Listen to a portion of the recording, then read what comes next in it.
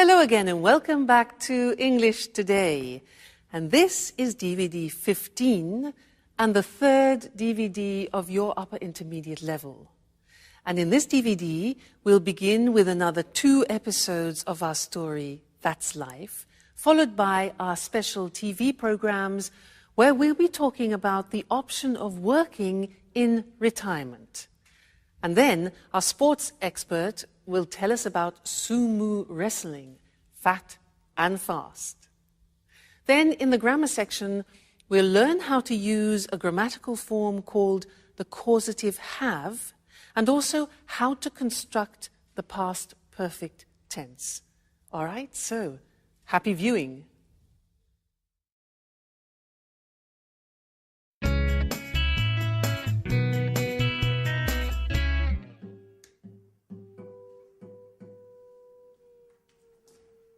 Hello? Anyone home?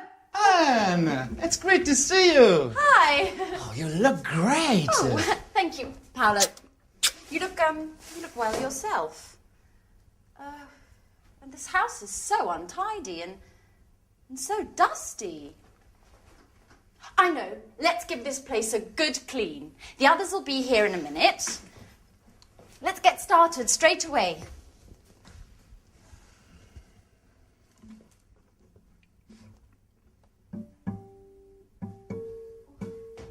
Right. Before you know it, we'll have cleaned and tidied everything. You haven't changed, Anne. Cleaning, dusting, tidying. It's just like when we were at university. Can't you think of anything else? Oh, look who's talking. Always strumming away on your guitar. Come on, Paolo. Don't be lazy. Oh. Come on, let's get started.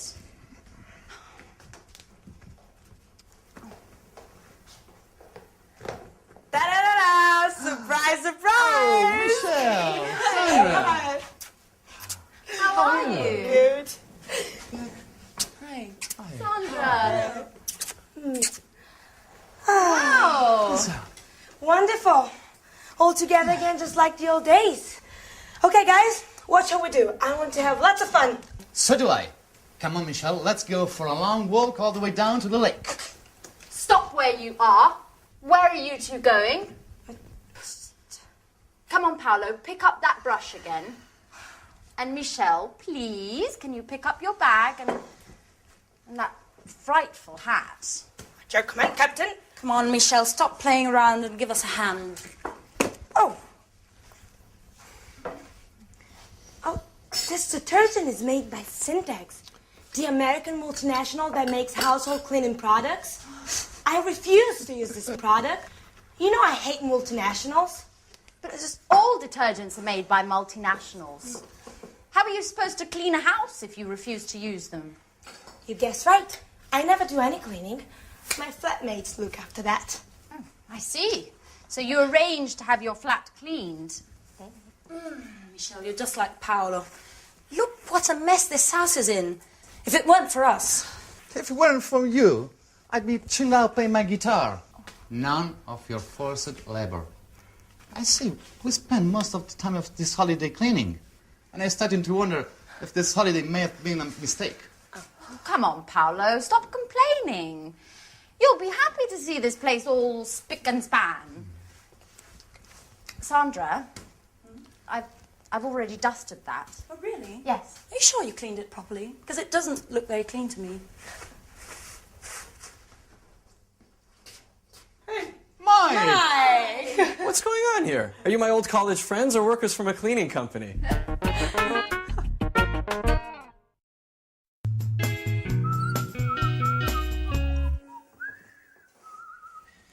Come on, put away those brooms and detergents and let's toast the good old days. But Sarah's not here yet. That's odd. She should be here by now. She said she'd be here just after lunch. That's right. And she's the one who organized this reunion. Am I wrong? Or are you talking about me? Oh, Sarah, at last! Oh, don't get up. So, everybody ready for the toast? Yeah. Well, actually, I'm really tired. I need to lie down. Oh, Sarah, don't be a spoil sport. We have been waiting for you. Come on, ladies! Anne's looking more beautiful than ever. Don't tell me you still think about her. So, I propose a toast Yeah. to our college days together. Yes. And to this wonderful holiday. That's right. Cheers. Cheers.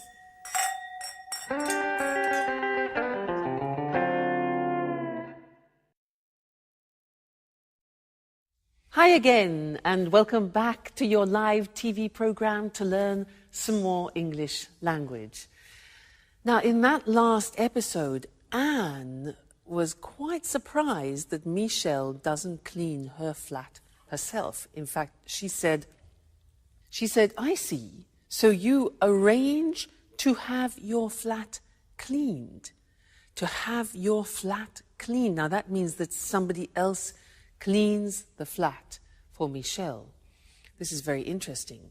Well, in fact, that's what I do too. I don't clean my flat myself.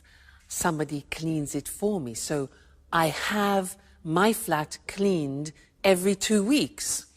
Now, this is an interesting grammatical form because we use it when we talk about services. We talk about other people who offer us services. Let me give you another example. Hair.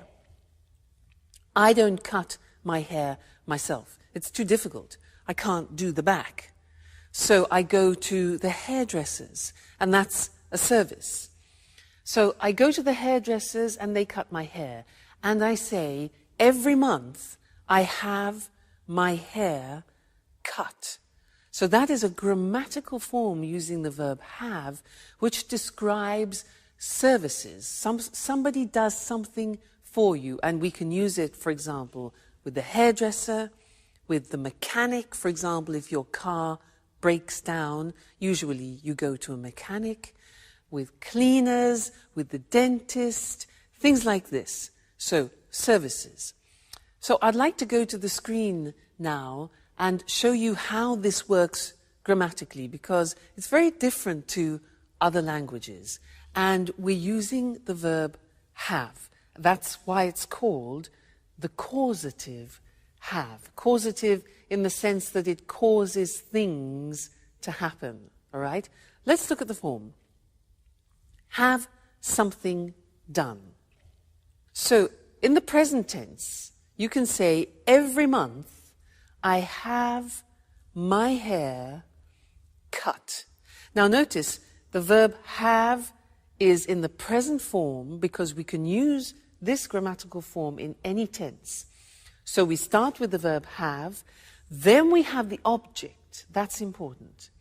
I have my hair, and then the past participle. Okay, the object is in the middle. So every month I have my hair cut. Another example.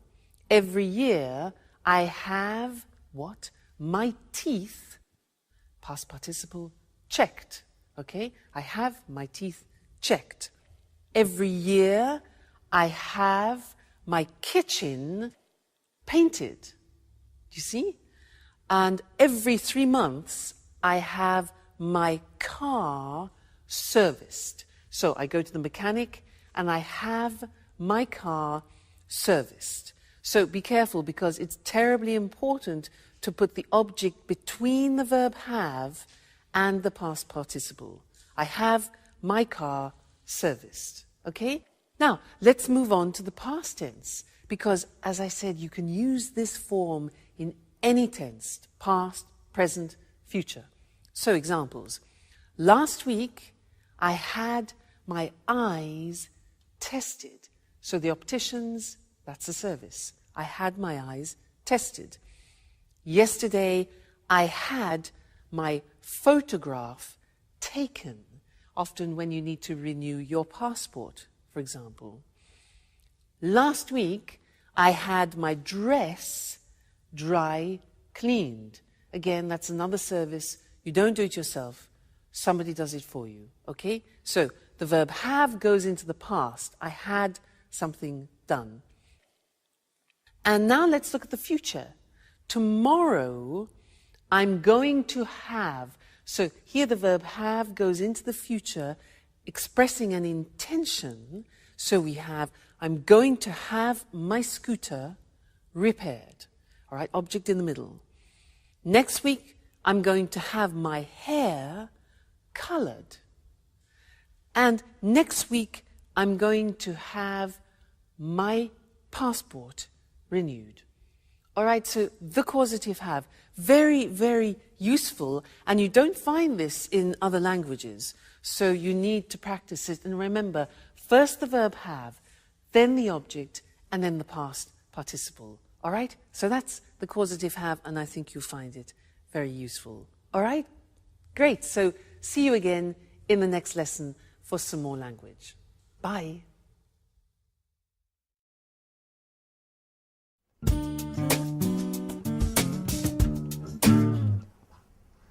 Life's hard for musicians, you know, Mike. Sample recordings, auditions, the performance, but never anything serious. Always waiting for the big break. You know, Paolo, I think no one has understood your talent yet. You'll see. You'll be successful one day. I certainly hope so. I need to make money somehow. Why don't you get a job? Something, until you make it as a guitarist. What would I do? Working in a bank like you? No, that's not for me. It's not as if there are only banks to work in. There are other jobs you could do. I know. I worked in a supermarket last year. What was that like? Oh, well, hiding up all the time. And the alarm clock at dawn. I did it for 3 months. Oh, no. Normal jobs are not for me. I am an artist. What are you talking about? About work. Oh, by the way, Sarah, how's your pub coming on? Just a minute, what was it called? Blue Moon? That's it. You do it on purpose, don't you? Making things worse.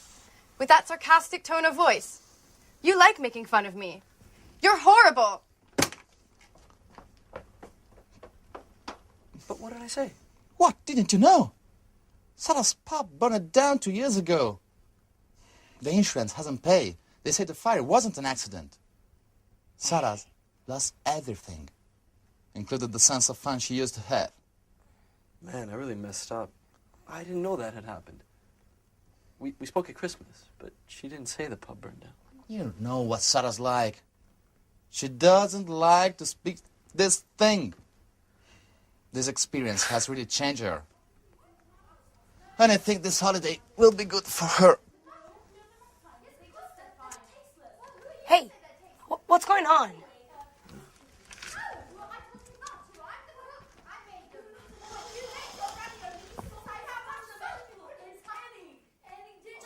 No, that's enough, Sandra. I don't think you need to add any more salt. I really think the ravioli are rather tasteless. Well, let's see what they think. Would you like to try my ravioli? Yeah. Sandra says they're tasteless. Sure. Fantastic, huh? Really good. I always said you'd make someone a great wife. See?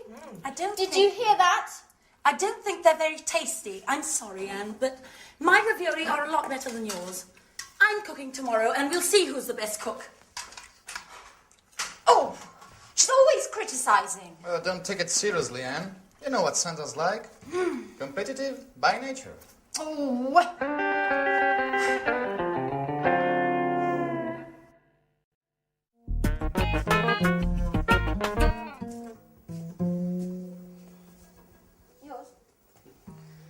Okay, guys, let's have a chat. Tell me what you've been doing since we last met. Well, Paolo and I were talking about our work and our hopes for the future. Work. Let's talk about something a bit more interesting. Romances, passionate love story, things like that. Well, you, for example, Anne, have you got a boyfriend? Me? Why me? I've got to go to the kitchen to check on the roast. Oh, come on, Anne. Don't be shy. Answer Michelle's question. Okay. Well, there is someone. But he's not my boyfriend. What does that mean? He's my flatmate. His name's Jack. And he's going out with a friend of mine called Sharon. Oh. But I still hope I have a chance. I really do like him. And I think about him all the time. Are you in love? Maybe. Yes. Yes, I think I am. Wow. I adore passion and tormented love stories. I've really got to go now and check on the roast. It'll be burning. Michelle, can you come and give me a hand? And then come and tell the others that dinner's ready.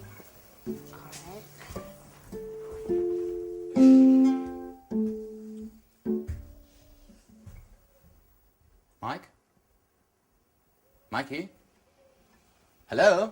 Anyone there? Yes, what's wrong? Oh, you tell me. You look as if... I'm finished, Paolo. I wasn't expecting this. I thought that... I'm stupid. What are you talking about? What do you mean? Anne, she's in love with another man. And I was hoping that, we could become more than just good friends during this holiday. I've never stopped thinking about her. What an idiot. Sorry, Paulo, I have to be by myself for a while. No, but...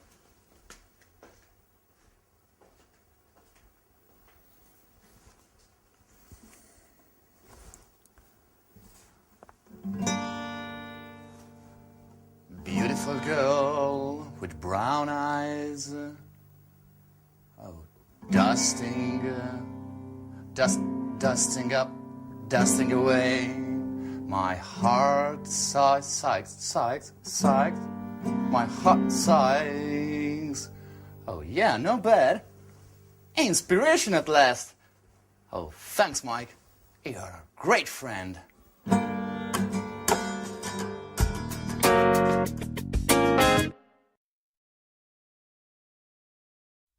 Hello again to you and welcome back. In that last episode, Sarah was in a bad mood. There's always a reason why somebody's in a bad mood, and she had a good reason. Do you remember what happened? Yeah?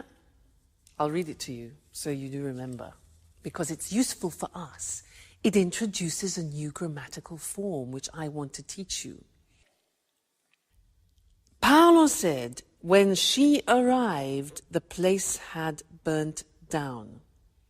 Now, can you imagine Sarah goes to her pub and it's burnt? So he says, when she arrived, the place had burnt down. Now, this had burnt down is what I want to teach you. It's the past perfect.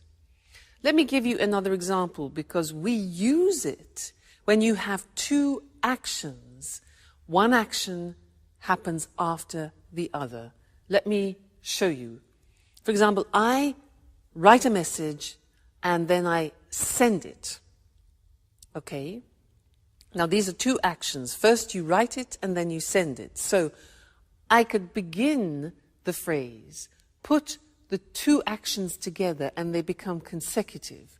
And we begin the phrase with after. So I could say, after I had written, this is the first action, further in the past. After I had written the message, ding, I sent it. The second phrase is in the simple past. So this is what I'd like to look at with you on the screen now, the past perfect, for two actions which happen at different times in the past. Now, if you look at the examples, the first one is, after I had checked my change, I left the shop. All right? So first, I check my change. Have I got enough change? Is it correct? And then I leave the shop. You put them together, and the first action goes further back in the past. Now, you can see how it's formed. We have the auxiliary have in the past, not in the present. And that takes everything further back. So, after I had checked is the past participle, my change, I left, simple past, the shop. Okay? So then we get the idea that one action is further in the past. Another example. I read the contract, then I sign it. It becomes, when I had read the contract, I signed it. All right, so past perfect. This is important for you because we also use it in the third conditional, which we will be studying. Okay? Another example. You get in your car, you fasten your seatbelt, you drive off. All right? So, after I had fastened, past participle, my seatbelt, I drove off. And one more example. When I had tried the shoes on, I bought them. So I try them on, I buy them. When I had tried the shoes on, I bought them. A few more, they'll help you. You'll get the hang of it. After I had checked my ticket, I went to the airport. So first I check my ticket, then I go to the airport. And the last one, I read the instructions. I have a new machine, so I read the instructions, and then I turn it on.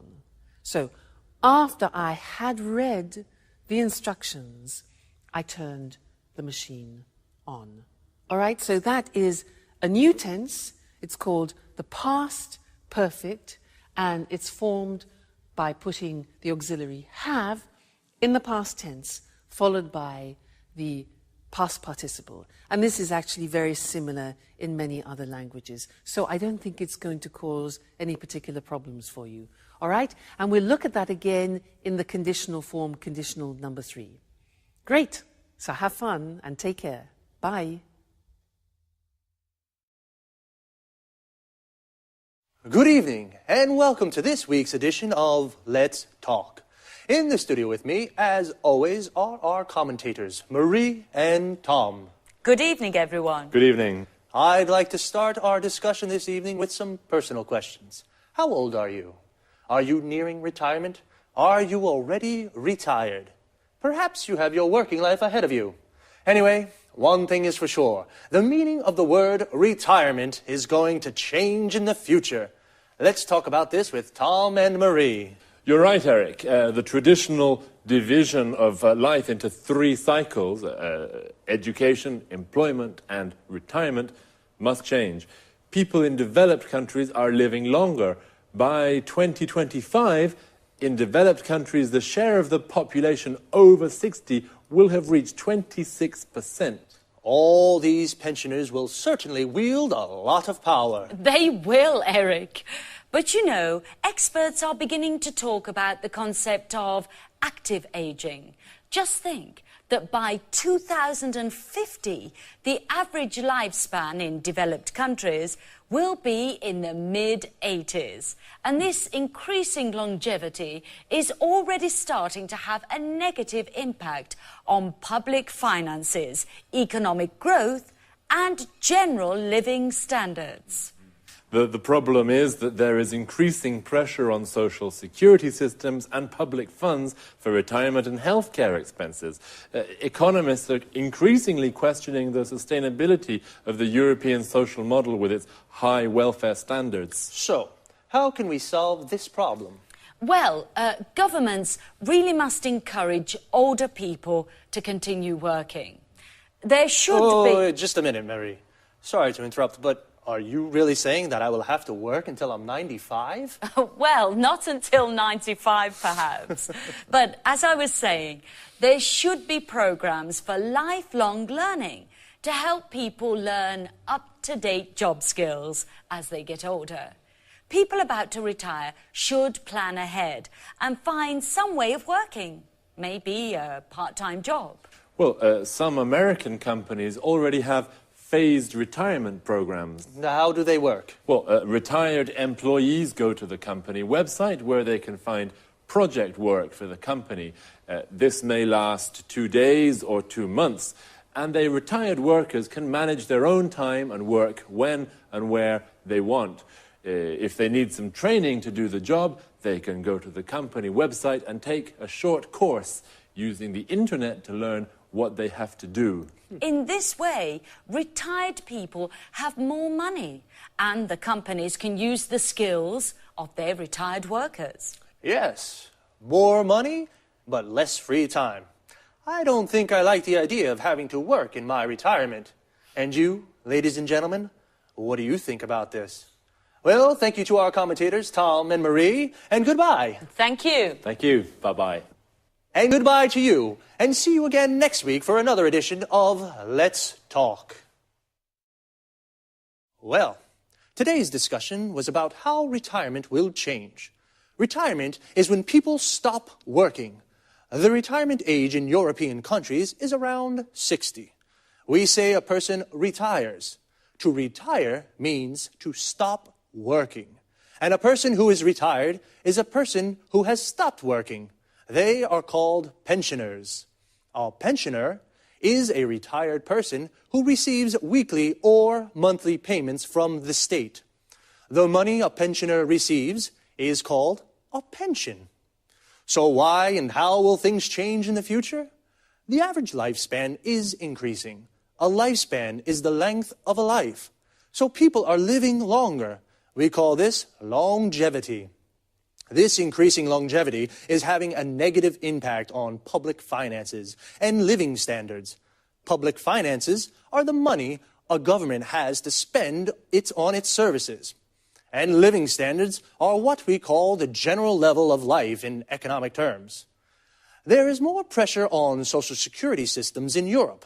A social security system of a country is the system of a country has to support the members of its society. For example, sick, unemployed, or retired people. Economists, these are economic experts, question the sustainability of the European social model. That is, the social security systems of European countries. The sustainability means the ability to continue doing something. Because welfare standards in Europe are high, welfare is the economic assistance a government provides for people in need. So, people need to plan ahead. To plan ahead is a phrasal verb.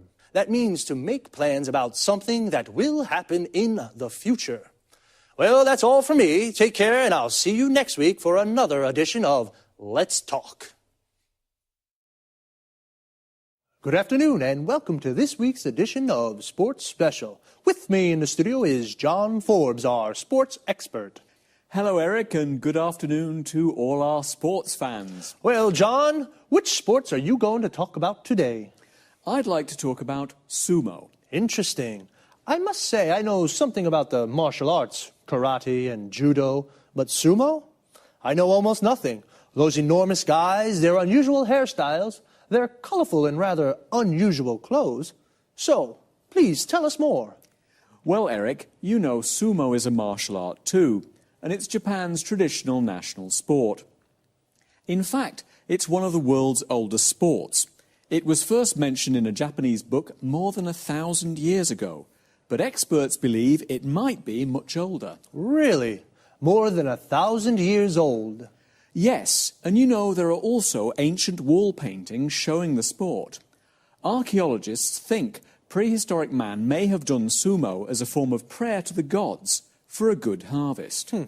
I think most people in the West watch these enormous wrestlers without appreciating these ancient traditions. That's right, Eric. Sumo isn't just a sport. It's more a way of life, and it's played an important role in Japan's cultural and religious history. In Japan, successful sumo wrestlers are looked up to as role models and heroes by many people. How does a sumo match work? Two men meet in a ring that is about 4.5 meters across. The aim of the game is to force your opponent out of the ring or make a part of his body, apart from the soles of his feet, touch the floor. A bout can last just a few seconds or as long as 3 minutes. Sumo wrestlers are very big, but they can move very quickly. Do you think I could be a sumo wrestler? Well, if you put on 100 kilos, maybe yes. Sumo wrestlers start their training when they're young boys. If they show promise, they go to live in a traditional Japanese house called a sumo stable. The young boys train a lot and look after the older wrestlers. They prepare their food and clean their rooms for them. Everyone in the sumo stable eats a lot. They eat lots of noodles, rice, fish and chicken. The traditional dish is called chankanobi, and it's made with fish, meat and vegetables. The wrestlers eat this with lots of rice and they drink lots of beer too. Then they go to sleep. So, that's how they put on so much weight. Yes, the secret is to eat a lot and then sleep. This helps the wrestlers put on weight. And the wrestlers' hairstyles, where do they come from? A good question, Eric. There are lots of different ranks for sumo wrestlers. The best wrestlers are in the top rank. The style of a wrestler's hair depends on his rank. All the hairstyles come from samurai traditions. Samurai were traditional soldiers in Japan. Interesting. I guess it's difficult for a sumo wrestler to find a girlfriend? Actually, it's not that difficult, Eric. Successful wrestlers usually go out with beautiful models or pop singers. Where can you see tournaments in Japan? There are 6 grand sumo tournaments called basho every year. They take place during odd-numbered months like March or July. The basho take place in Tokyo and Osaka, Nagoya and Fukuoka. Thanks, John, for a fascinating explanation of these rather mystifying sport. We found out a lot about sumo. Thanks, John. Goodbye. And goodbye to all our sports fans. See you next week for another edition of Sports Special. So, today we found out about a martial art called sumo. A martial art is an art of self-defense without using weapons, just your body. To find out about something means to learn new information. We found out that in Japan, sumo is more than just a sport, it's a way of life. People look up to sumo wrestlers. They are heroes. To look up to someone means to respect and admire them. A sumo wrestler is a man who practices sumo. Sumo wrestlers are very fat, and they have particular hairstyles. We found out that their hairstyle depends on their rank. Notice how we say depends on something. A rank is a position on a scale. The best wrestlers are in the top rank. And I was surprised to find out that sumo wrestlers go out with beautiful girls. To go out with someone means to have a romantic relationship with someone. What about you, ladies? Would you go out with a sumo wrestler? And you guys, would you put on 100 kilos to become a sumo wrestler? We say put on weight. This means become fatter. Actually, to put on so much weight, sumo wrestlers start training very young. If a boy shows promise, this means he shows ability at the sport. And what is the aim of the game? The aim is the objective. In football, the aim is to score a goal. In sumo, the aim is to force the opponent out of the ring. The opponent is the other person playing. The ring is the square platform where wrestlers and boxers fight. A wrestling or boxing match is called a bout. Sumo tournaments take place in odd number months. An odd number is a number that isn't divisible by 2. For example, 1, 3, 5, 7. 2, 4, 6, 8 are even numbers. An even number can be divided by 2. I have to leave you now, but see you here next week for another edition of Sports Special.